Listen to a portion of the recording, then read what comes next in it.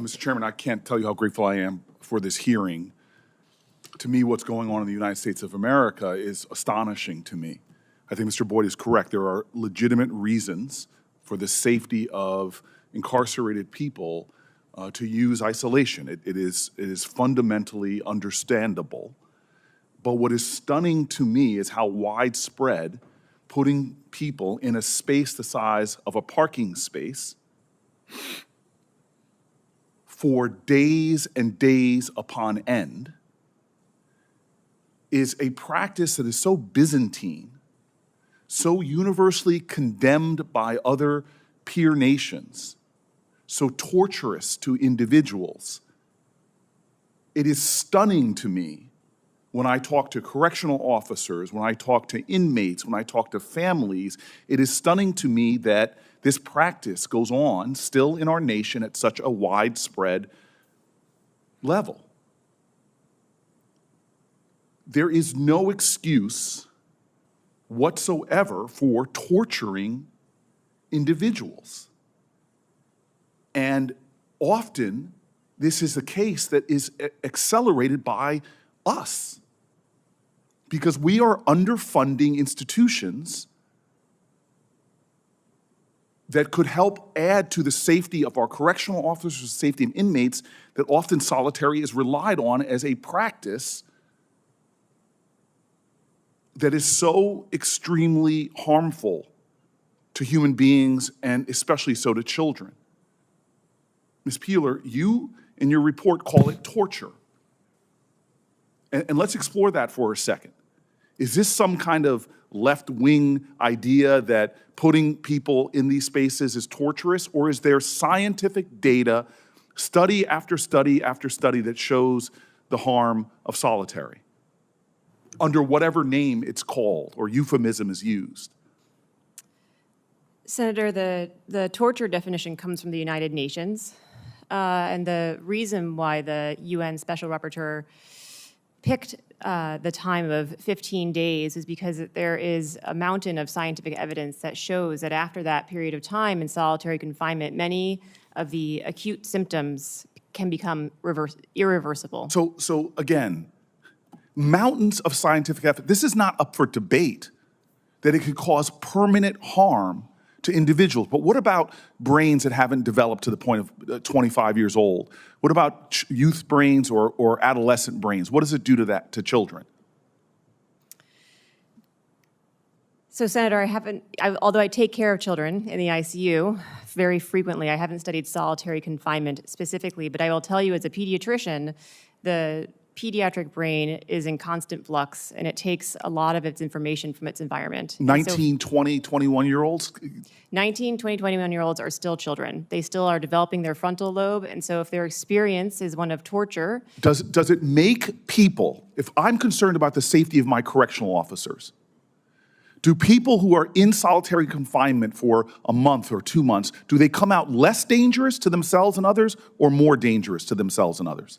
They come out more dangerous. Significantly more dangerous. This has been studied, and we know it to be the truth. What happens to suicide rates? Suicide rates are quite high for those who have been in solitary confinement. Almost 50% of suicides, I believe, in the BOP actually occur in solitary confinement. And Mr. Daniel, who died recently in ICE detention, a recent study following up of him showed that there actually had been 6 or 7 suicide attempts in that same facility in the last few months. I ended up losing my mind for 2 weeks, even talking to myself. I thought about suicide. I still have those thoughts now in Senegal. Anytime I hear a door, my heart would start beating faster, like I was having panic and attack. I still don't feel like being in confined spaces. These are people years after being out of solitary confinement. The post-traumatic stress stays with them. And we know that people who are suffering from PTSD are a danger to themselves and can be, under some circumstances, a danger to others. Is that correct? Yes, sir. And so, Ms. Goodwin, the funding problems we have when it comes to correctional facilities throughout the United States or correctional facilities specifically for immigration, is this an issue leading towards the usage or overusage of solitary confinement? So when you're thinking about the Bureau of Prisons, Yes. I'll start there and I'll talk about ICE. When you're thinking about the Bureau of Prisons and GAO, we've issued a number of reports talking about challenges with BOP staffing and what that could look like. And of course, it affects all of the operations, and one of them, of course, would be the use of restrictive housing. When you think about ICE facilities, there is a concern about the facilities finding enough locations and the appropriate amount of bed space for individuals. So both of them are a concern. Staffing is a major issue, and the ability to find locations that would partner with ICE to hold or to ensure that there are spaces for people to be detained is another challenge. Right, and so, Mr. Chairman, who are we?